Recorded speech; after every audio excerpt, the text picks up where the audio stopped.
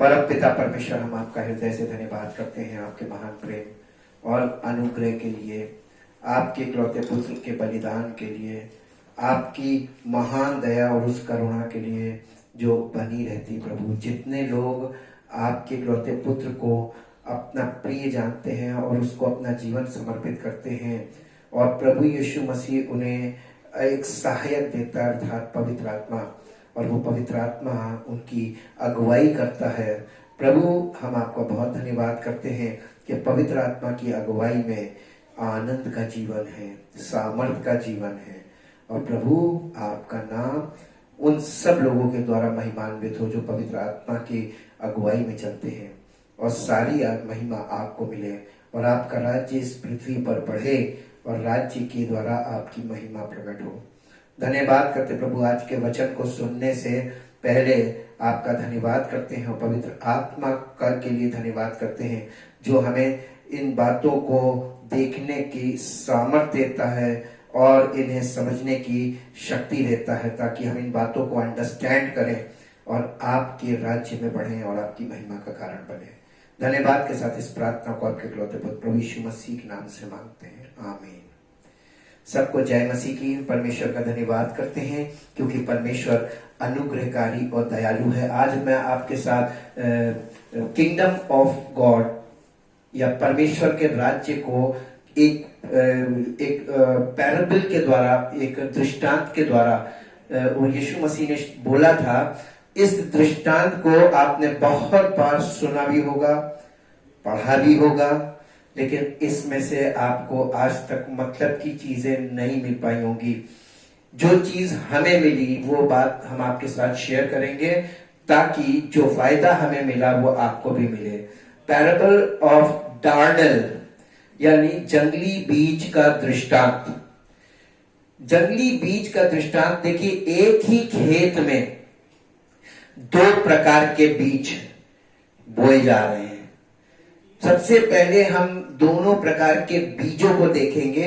हम आपके सामने ये दृष्टांत पढ़ना चाहते हैं कि हम पढ़ लें, ताकि आप इस दृष्टांत को सुने। पहले जंगली बीज का दृष्टांत मत्ती रचित सुसमाचार उसके 13 अध्याय के 24 पद में यीशु मसीह ने बोला। यीशु ने उन्हें एक और दृष्टांत दिया। स्वर्ग का राज्य उस मनुष्य के समान है जिसने अपने खेत में अच्छा बीज बोया, पर जब लोग सो रहे थे तो उनका शत्रु आकर गेहूं के बीज, जंगली बीज बोकर चला गया। जब अंकुर निकले और बालें लगी तो जंगली दाने के पौधे भी दिखाई दिए। इस पर गृहस्थ के दासों ने आकर उससे कहा, हे स्वामी, क्या तूने अपने खेत में अच्छा बीज ना बोया था? फिर जंगली दाने के पौधे उसमें कहां से आए? दो सवाल है यहाँ पे कि अच्छा बीज ना बोया था और फिर जंगली दाने के पौधे उसमें कहां से आए? उसने उनसे कहा, ये किसी शत्रु का काम है। दासों ने उससे कहा, क्या तेरी इच्छा है कि हम जाकर उनको बटोर लें? ये तीसरा सवाल। उसने कहा, नहीं, ऐसा ना हो कि जंगली दाने के पौधे बटोरते हुए तुम उनके साथ गेहूं भी उखाड़ लो। कटनी तक दोनों को एक साथ बढ़ने दो, और कटनी के समय मैं काटने वालों से कहूंगा कि पहले जंगली दाने के पौधे बटोर कर जलाने के लिए उनके गट्ठे बांध लो, और गेहूं को मेरे खत्ते में इकट्ठा करो। तो सबसे पहले जंगली दाने कलेक्ट किए जाएंगे कटनी के समय। अब हम आपको इसका अर्थ पढ़ के सुनाते। इसी 13 मत्ती रचित सुसमाचार 13 अध्याय के 36 पद से यहाँ पर इसकी व्याख्या है, इसका अर्थ है, इसका इंटरप्रिटेशन है। तब वो भीड़ को छोड़कर घर में आया और उसके चेलों ने उसके पास आकर कहा, खेत के जंगली दाने का दृष्टांत हमें समझा दे। उसने अर्थात यीशु मसीह ने उनको उत्तर दिया, अच्छे बीज का बोने वाला मनुष्य का पुत्र है, अर्थात प्रभु यीशु मसीह स्वयं अपने आप को बता रहे हैं। खेत संसार है, अच्छा बीज राज्य की संतान है, और जंगली बीज दुष्ट की संतान है। जिस शत्रु ने उनको बोया वो शैतान है। कटनी जगत का अंत है और काटने वाले स्वर्गदूत है। अतः जैसे जंगली दाने बटोरे जाते और जलाए जाते हैं, वैसा ही जगत के अंत में होगा। मनुष्य का पुत्र अपने स्वर्गदूतों को भेजेगा और वे उसके राज्य में से सब ठोकर के कारणों और कुकर्म करने वालों को इकट्ठा करेंगे और उन्हें आग के कुंड में डालेंगे। जहां रोना और दांत पीसना होगा। उस समय धर्मी अपने पिता के राज्य में सूर्य के समान चमकेंगे, जिसके कान हो वो सुन ले। अब आपने इसको हिंदी में इस तरीके से सुन लिया। अब मैं आपको इसको एम्प्लीफाइड इंग्लिश बाइबल में कैसे लिखा है और वहां पे किस तरीके से ये समझ में आएगा, इसमें अंतर आपको दिखाई देगा। इसके 24 पद से इन इंग्लिश, मत्ती रचित सुसमाचार 13 अध्याय 24 पद से, another parable he set forth before them, saying, the kingdom of heaven is like a man who sowed good seed in his field. But while he was sleeping, his enemy came and sowed also darnel, weeds resembling wheat, among the wheat, and went on his way. So when the plants sprouted and formed grain, the darnel, yani weeds, appeared also. And the servants of the owner came to him and said, Sir, did you not sow good seed in your field? Then how does it have darnel shoots in it? He replied to them, An enemy has done this. The servants said to him, Then do you want us to go and weed them out? But he said, No, lest in gathering the wild weeds resembling wheat, you shoot up the true wheat along with. Let them grow together until the harvest, and at harvest time I will say to the reapers, Gather the darnel first and bind it in bundles to be burned, but gather the wheat into my granary. इसके बाद इसका interpretation भी आपको मिलेगा 36 पद से 36 verse onward, Matthew 13:36. Then he left the throngs and went into the house, and his disciples came to him, saying, Explain to us the parable of the darnel in the field. He answered, He who sows the good seed is the Son of Man. The field is the world, and the good seed means the children of the kingdom. The darnel is the children of the evil one. And the enemy who sowed it is the devil. The harvest is the close and consummation of the age, and the reapers are angels. Just as the darnel, the weeds, the wild wheat, jangli gehu, is gathered and burned with fire, so it will be at the close of the age. The Son of Man will send forth his angels, and they will gather out of his kingdom all causes of offense, persons by whom others are drawn into error or sin, and all who do iniquity and act wickedly, and will cast them into the furnace of fire. There will be weeping and wailing and grinding of teeth. Then will the righteous, those who are upright and in right standing with God, shine forth like the sun in the kingdom of their Father. Let him who has ear to hear be listening, and let him consider and perceive and understand by hearing. ये इतनी गजब की चीज इसमें मिली है कि खेत संसार है, और संसार में परमेश्वर के राज्य का बीज दो लोग काम कर रहे हैं, दो प्रकार के लोग काम कर रहे हैं। और सबसे कठिन बात जो मुझे इसमें दिखी वो दिखी कि दोनों बीज अलग अलग हैं। एक वास्तविक गेहूं है और दूसरा गेहूं का डुप्लीकेट गेहूं है, यानी दिखने में वो गेहूं है लेकिन वो है जंगली बीज। आप उसको बीज को देखकर कभी भी नहीं पता लगा पाएंगे कि इसमें असली कौन है, नकली कौन है। सबसे कठिन इस चीज की कठिनाई इसी बात की है। इस पैराबल में प्रभु यीशु मसीह एक बहुत जबरदस्त चीज बता रहे हैं, और इसलिए यहां पे अगर आपकी अंडरस्टैंडिंग काम कर जाएगी तो आपको यह पता चल जाएगा कि बिना पवित्र आत्मा के हम कभी भी हरगिज नहीं मालूम कर पाएंगे कि हम परमेश्वर के राज्य की बातों को सुन रहे हैं, मान रहे हैं, या हम गलत व्यक्ति की बातों को सुन रहे हो, मान रहे हैं। कभी भी आप नहीं पता लगा पाएंगे, क्योंकि दोनों काम एक ही जगह पर चल रहा है। जो फील्ड है, field is the world, and both type of workers and both type of seeds are in the same place. दोनों जन एक ही जगह पे काम कर रहे हैं। अब इन दोनों में अंतर यह है कि हमारे और आपके लिए बहुत बड़ा चैलेंज है कि हमें इस बात को पहचानना। मैं आपके सामने, इससे पहले कि मैं आगे बढ़ूं, मैं आपके सामने कुछ टेस्ट पॉइंट्स रखना मांगता हूं। परखने की शक्ति आपकी कितनी है? क्या कभी आप सोने को देखकर उसकी शुद्धता को बता सकते हैं? यह क्या 18 कैरेट का है कि 24 कैरेट का है? इस वाले दृष्टांत में यीशु मसीह केवल इतना बता रहे हैं, दोनों बीजों को लेकर, वीट और वीट, एक तरफ जंगली दाना और एक तरफ वास्तविक दाना है, लेकिन इन दोनों को देखकर आप कभी भी नहीं पता लगा पाएंगे कि कौन सा वास्तविक है, कौन सा जंगली है। ये ठीक वैसे ही है जैसे आप सोने को देखकर कभी भी नहीं पता लगा पाएंगे उसकी शुद्धता, कि सोना 24 कैरेट है कि 18 कैरेट है। 24 कैरेट का सोना सबसे शुद्ध सोना होता है और 18 कैरेट बहुत कम होता है। दोनों के दाम में भी बहुत अंतर होता है। कई बार हम और आप 24 कैरेट की जगह 18 कैरेट खरीद रहे हैं, 18 कैरेट प्राप्त कर रहे हैं और खुश 24 कैरेट की खुशी मना रहे हैं, धोखा खा रहे हैं हम। ये एक ऐसा धोखा है। ये इसलिए क्योंकि आपके पास ऐसी समझ नहीं है कि आप उसकी शुद्धता को समझ पाए। उसकी ठीक इसी प्रकार से जैसे आप असली दाने और जंगली दाने का अंतर बिल्कुल भी नहीं अपनी आंखों पे से देखकर तो बिल्कुल नहीं कर सकते। एक और चीज बताएंगे, आप असली नोट और नकली नोट में बिल्कुल भी अंतर नहीं कर पाएंगे जब तक कि आप एक बहुत अच्छे प्रशिक्षित व्यक्ति से उन चीजों को ठीक से प्रशिक्षण लेकर जब आप सीख जाएंगे, तभी आप उस नोट के सारे 18-19 जो सिक्योरिटी फीचर्स होते हैं, तभी आप उसको अंडरस्टैंड कर पाएंगे।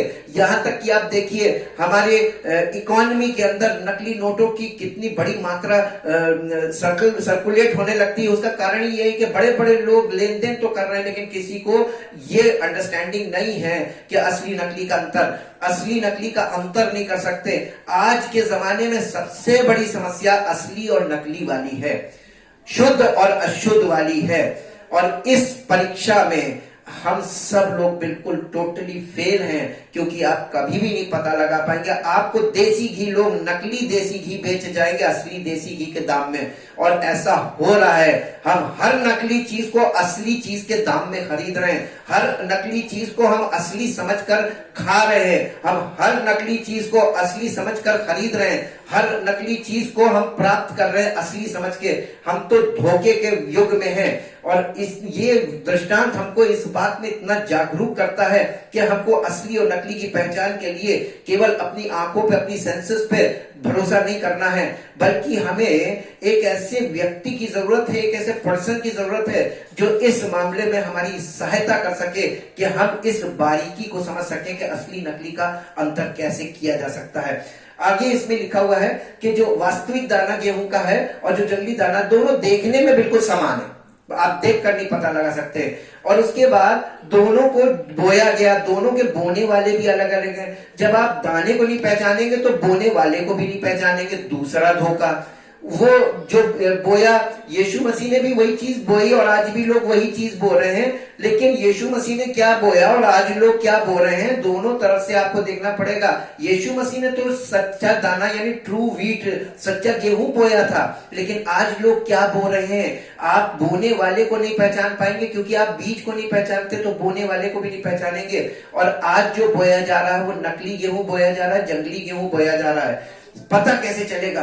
लिखा हुआ है सोड बाय द ट्रू क्राइस्ट, यानी यीशु मसीह ने सच्चा बीज बोया, एंड सोड बाय द डेविल, दुष्ट के द्वारा बोया जाना। ये नकली दाना किसने बोया? दुष्ट ने बोया, और दुष्ट शैतान को बोला गया है। और उसके बाद harvest means the end of the age, यानी इसका जो कटनी जो है वो युग का अंत है। आज हम और आप कहाँ खड़े हुए हैं? हम हार्वेस्ट में खड़े हुए हैं, कटनी के युग में खड़े हुए हैं। ये युग, अब सबसे चौंकाने वाली बात तो ये है कि इस युग के अंत में होगा क्या, कि दोनों प्रकार के जो बीज हैं वो बीज तो नहीं दिखेंगे, अब दोनों का रिजल्ट सामने आएगा। दोनों की संतानों के रूप में, और दोनों तरफ की संतान आपको प्रकट होगी। जो बीज प्रभु यीशु मसीह ने सच्चा बीज बोया वो परमेश्वर की संतान के रूप में प्रकट होंगे, और जो बीज दुष्ट ने बोया है वो दुष्ट की संतान के रूप में प्रकट होंगे। अब ये युग का अंत जो है ये प्रकटीकरण का समय है। आज परमेश्वर के प्रभु यीशु मसीह के नाम से एक ही स्थान में पाए जाने वाले, एक ही स्थान को में फेलोशिप करने वाले दो प्रकार के लोग हैं, क्योंकि बीज दो प्रकार का है और वो सब एक ही खेत में बोया गया, एक खेत में दो प्रकार का बीज। और यीशु मसीह ने जब उसके चेले आए कहने लगे हम पौधों को, गलत पौधों को उखाड़ लें, तो यीशु मसीह ने कहा नहीं, पौधों को उखाड़ने में तुमसे गलती हो जाएगी, जरा सी गलती से सच्चा पौधा भी ना उखड़ जाए, इसलिए दोनों को साथ साथ बढ़ने दो। कब तक? कटनी तक। उसने कहा दोनों को प्रकट होने दो। ये जब मैच्योर हो जाएंगे, जब इनकी मैच्योरिटी आ जाएगी, जब फुल मैच्योर, जब खेत जब पक जाता है उसको कहते हैं खेत मैच्योर हो गया और उसमें फल पक गया। अब ये मैच्योरिटी को दिखाता है, फुल ग्रोथ। जब ये फुल ग्रोथ हो गई, अब वो कह रहा है कि मैं काटने वालों से बोल दूंगा वो छांटेंगे। कटनी और छटनी साथ साथ चलती है। वो पहले वो काटेंगे और छांटेंगे, पहले जंगली दाने बटोरे जाएंगे और उनकी कटनी होगी, उसके बाद सच्चे गेहूं की कटनी होगी। जंगली दाने दुष्ट की संतान है, ये पहले बटोरे जाएंगे, ये पहले कलेक्ट किए जाएंगे, और जो गेहूं है, जो परमेश्वर की संतान है, ये ऑटोमेटिकली जो बचेगा वो सब परमेश्वर की संतान होगी। तो परमेश्वर की संतान को वो बाद में जो बचे रहेंगे वो सब परमेश्वर की संतान उन्हें बाद में इकट्ठा करेगा, लेकिन पहले वो जंगली दानों की या संतान को, अर्थात दुष्ट की संतान को इकट्ठा करेगा, उन्हें कलेक्ट करेगा और उनका न्याय करेगा। लिखा है उनको वहां डाल दो जहां रोना और दांतों का पीसना है। आप और हम इतने समझदार हैं कि हम इस इशारे को समझते हैं कि वो क्या कह रहा है और किस तरीके से कह रहा है, किन लोगों के लिए कह रहा है। आज आपके और हमारे पास समय है, आप इस समय का सदुपयोग कर सकते हैं और आप इस समय का अपने मन के अनुसार उपयोग कर सकते हैं और आप इस समय का दुरुपयोग भी कर सकते हैं, जैसा कि बहुत से लोग करते भी हैं और कर भी रहे हैं।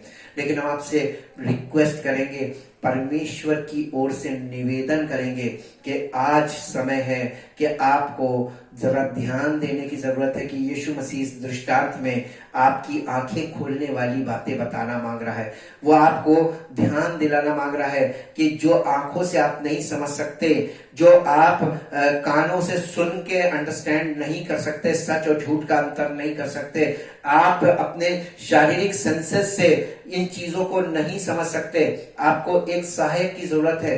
यीशु मसीह ने जो बीज बोया, उस बीज में जो राज्य की संतान है, इनके पास एक सहायक है, परमेश्वर की संतान के पास एक सहायक है, और वो सहायक पवित्र आत्मा है। अगर पवित्र आत्मा आपके जीवन में आप उसकी सहायता लेंगे, आप उसके मार्गदर्शन में रहेंगे, तो आप सब कुछ आप देखकर पहचान भी सकते हैं, सुनकर पहचान सकते हैं, आप पढ़कर देख सकते हैं, आप परमेश्वर की सारी चीजों को अंडरस्टैंड कर सकते हैं और परमेश्वर के मार्गों में आगे बढ़ सकते हैं, क्योंकि पवित्र आत्मा हमको दिखाता भी है, हमें समझाता भी है, हमें सुनाता भी है, हमें बताता भी है, हमको पूरी तरीके से हमको गाइड करता है, क्योंकि परमेश्वर ने हमसे वायदा किया है मैं तुम्हें न छोड़ूंगा न त्यागूंगा। और परमेश्वर का वचन सबसे बड़ी सामर्थ है जो हमको ये सब बातें जो हम सुनकर आज तक नहीं समझ पाए थे, परमेश्वर की पवित्र आत्मा हमें समझाती है। परमेश्वर आपको इस दृष्टांत के द्वारा, जब हम युग के अंत में हैं, इतनी समझ दे कि आप बीज नहीं पहचान सकते, बोने वाले को नहीं पहचान सकते, लेकिन आप बीज का जो परिणाम है, जो उसकी फसल है, आप संतान को पहचानिए। राज्य की संतान और दुष्ट की संतान में अंतर, जो आप तो आपको अब उनका परिणाम दिख सकता है, उनके कार्यों से आप उन्हें समझ सकते हैं, उनके विचारों से, उनकी हरकतों से, उनके चरित्र से, उनके स्वभाव से, इन सब बातों से। क्योंकि यीशु मसीह के चेलों ने पूछा था कि यीशु मसीह का एक बात जो उसने चेलों से बोली थी, और वो चेले वहां पर उन्होंने सवाल किया था, हमारे पास भी यही सवाल यहाँ पर खड़ा हो रहा है कि हम उन्हें कैसे पहचानेंगे, हम आप राज्य की संतान को। तो यीशु मसीह से मत्ती रचित सुसमाचार 7 अध्याय और उसके 15 पद में लिखा हुआ है, झूठ जैसा पेड़ वैसा फल। जैसे झूठे भविष्यवक्ताओं से 7 अध्याय 15 पद में लिखा, जैसे झूठे भविष्यवक्ताओं से सावधान रहो, जो भेड़ों के भेष में तुम्हारे पास आते हैं। किस भेष में आएंगे? भेड़िया बन के कभी नहीं आएंगे, वो आएंगे भेड़ों के भेष में। और दूसरा लिखा, परंतु अंतर में वे फाड़ने वाली भेड़िए, यानी वो ड्रेसअप तो करेंगे परमेश्वर के सेवक का, दिखने में वो कैसे होंगे? भेड़ों के समान, लेकिन अंदर से इंटरनली यानी इंटेंशन उनका क्या होगा? वो भेड़िए होंगे। उनके फलों से तुम उन्हें पहचान लोगे। क्या लोग झाड़ियों से अंगूर या ऊंट कटारों से अंजीर तोड़ते हैं? इसी प्रकार हर एक अच्छा पेड़ अच्छा फल लाता है और निकम्मा पेड़ बुरा फल लाता है। अच्छा पेड़ बुरा फल ला ही नहीं सकता और निकम्मा पेड़ अच्छा फल ला सकता है। जो जो पेड़ अच्छा फल नहीं लाता वो काटा और आग में डाला जाता है। इस प्रकार उनके फलों से तुम उन्हें पहचान लोगे। यीशु मसीह ने इशारे बिल्कुल सही किए हैं और समझदार को केवल इशारों की जरूरत होती है। आपके पास इतनी समझ कब आएगी, आपके अंदर इतनी मेच्योरिटी कब आएगी कि आप सिंबल्स को या इशारों को समझ सकें। बिना मेच्योर, जो लोग मेच्योर होते हैं वो इशारों को समझते हैं। अभी तक आप आत्मिक जीवन में इतने मेच्योर नहीं हुए कि आप इशारों को समझ पाए। आपको इतनी मेच्योरिटी की जरूरत है कि पवित्र आत्मा के द्वारा किए गए, प्रभु यीशु मसीह के द्वारा किए गए उन सब इशारों को, उन सब चीजों को, चिन्हों को और उसके साइंस को, उनके दिए हुए चिन्ह को आप पहचाने और पहचान कर समझे कि ये किसके लिए बोला जा रहा है, कहां से हमें सावधान रहना है। क्योंकि सब बातें हमेशा खुल के नहीं बोली जाती हैं। इशारों में सारी बातें करी जा सकती हैं, लेकिन ये काम केवल मेच्योरिटी का है। जब आप स्पिरिचुअली मेच्योर होंगे, आप सारे इशारों को समझेंगे और उन इशारों के अनुसार चलेंगे, तो आपका जीवन परमेश्वर की महिमा की ओर बढ़ेगा और आप परमेश्वर के राज्य में उसकी महिमा के पात्र बनेंगे। आइए हम उसका धन्यवाद करते हैं उसकी सच्चाई के लिए जो पवित्र आत्मा के द्वारा हमें मिलती है, और आपसे निवेदन करेंगे, आपको आत्मिक जीवन में इतनी मेच्योरिटी चाहिए कि आपको कोई भी आकर खुल के कुछ नहीं बताएगा और ना आप किसी के जीवन में जाकर इतनी नजदीकी से कुछ प्राप्त कर पाएंगे, जान पाएंगे। परमेश्वर आपको इशारा दे रहा है, इशारों को समझना सीखिए। पवित्र आत्मा के साथ चलने का मतलब इशारों के साथ वो इशारा करे और तुमको लेके चले। वो सब आपके साथ रहेगा, वो दिखेगा कभी नहीं, लेकिन जब आप कहीं कुछ कर रहे होंगे, कहीं कुछ बोल रहे होंगे, कहीं कुछ सुन रहे होंगे, वो आपको धीमे से इशारा करेगा। अगर वो इशारा करता है यहाँ से निकल लो, धीमे से बहाना मार के निकलना है, वो आपको कह रहा है ये सुन लो, तो आपको इशारा करेगा, आप उस चीज को सुन लो। वो आपको कहेगा रुक जाओ, रुकने का इशारा करेगा। पवित्र आत्मा आपके जीवन में सिंबॉलिक लैंग्वेज यानी इशारों की लैंग्वेज में ही आपके साथ बात करेगा। लेकिन अगर आप मैच्योर नहीं होंगे तो आप उसके इशारे को मिस कर जाएंगे, आपसे धोखा हो जाएगा, गलती हो जाएगी, और ये गलती ना हो इसीलिए आपको इतनी मेच्योरिटी की जरूरत है। मैं धीरे धीरे आपको मेच्योरिटी की बातें आपके साथ शेयर करूंगा ताकि आपके जीवन में वो मेच्योरिटी आए जिससे आप परमेश्वर की संगति को पवित्र आत्मा के साथ एंजॉय भी कर सके और परमेश्वर के राज्य में परमेश्वर की महिमा के पात्र भी बन सके और उसके राज्य में बढ़ सके। सारा आदर, सारी महिमा उस महान परमेश्वर को मिले जो हमारे और आपके बीच में कार्य करता है। धन्यवाद के साथ हम परमेश्वर की महिमा करते हुए प्रार्थना में चलेंगे। परमेश्वर से निवेदन करते हैं, पिता परमेश्वर आपका धन्यवाद हो, आप लोगों की मन की आंखों को ज्योतिर्मय कीजिए, अंडरस्टैंडिंग खुल जाए, ताकि प्रभु ज्ञान तब तक हमारे लिए बेकार है जब तक हमारी समझ काम नहीं करती है। आज लोगों के पास ज्ञान की कोई कमी नहीं है, लेकिन समझदारी ना होने के कारण वो ज्ञान कभी भी एप्लीकेबल नहीं होता, उनके काम का नहीं है। चाहते प्रभु लोगों के पास ज्ञान भले ही कम हो, लेकिन पवित्र आत्मा की गाइडेंस जरूर हो, क्योंकि पवित्र आत्मा की गाइडेंस हमें ज्ञान से ज्यादा इंपॉर्टेंट है और वो हमें सच्चाई बताती है और सच्चाई के मार्ग में हमारी अगुवाई करती है। और हम यही चाहते हैं प्रभु कि हम मूर्ख बनकर पवित्र आत्मा की अगुवाई में चलना पसंद करेंगे, ताकि पवित्र आत्मा हमारे जीवन में परमेश्वर की महिमा को प्रकट करे और हमें उस स्थान तक, उस मंजिल तक पहुंचाए जहां पर परमेश्वर चाहता है कि हम पहुंचे, और हम वहां पहुंचकर परमेश्वर की महिमा का कारण बने। सारी महिमा उस महान परमेश्वर को मिले। इस प्रार्थना को आपके इकलौते पुत्र प्रभु यीशु मसीह के नाम से मांगते हैं, आमीन। परमेश्वर आप लोगों को आशीष